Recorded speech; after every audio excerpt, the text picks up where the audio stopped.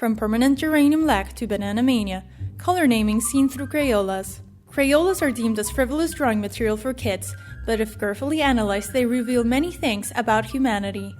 The evolution of color naming approaches goes hand in hand with the progression of human thought, observable through Crayola's color name choices. Archaic approaches to color naming were often looked through Western lenses, categorizing based on old masters' color palettes and geographical locations where the colors were found. While there's still progress to be made with color names that continue indoctrinating hegemonic ideologies including Americentrism and racist gender stereotypes, the influence that children have had in determining the new color names within the Crayola brand shows progress through creative modes of labeling colors, such as linguistics and popular objects, in a way that doesn't discriminate.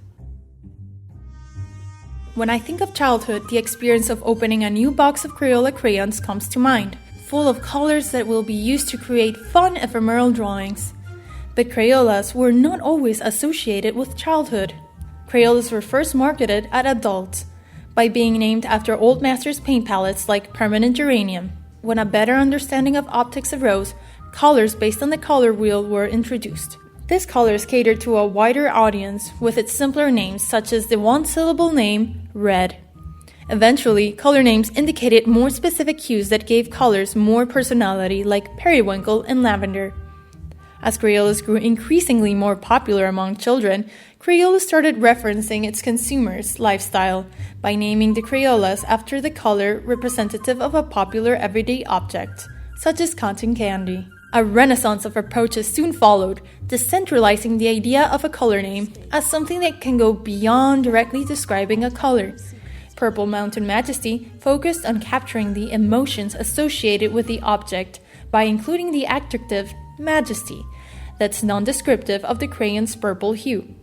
Even more non-descriptive, names like razzmatazz express solely the emotion behind the color, purely from linguistics. Within a contemporary box of Crayola crayons, one can observe a plethora of approaches when it comes to expressing color from all different facets of history.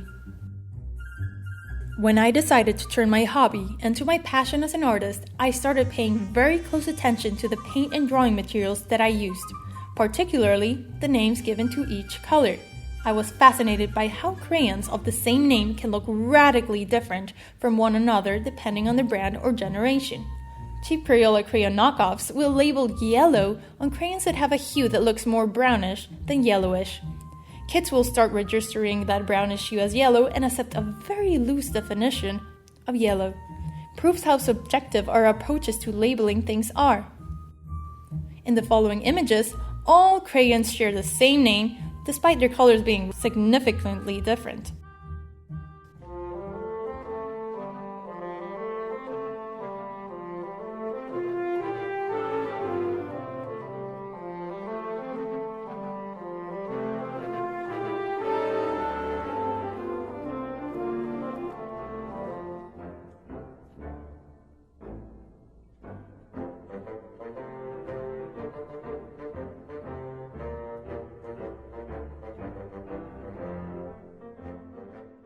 The crayons with the name lavender definitely stand out the most because they exhibit the most quantity and variation between each crayon.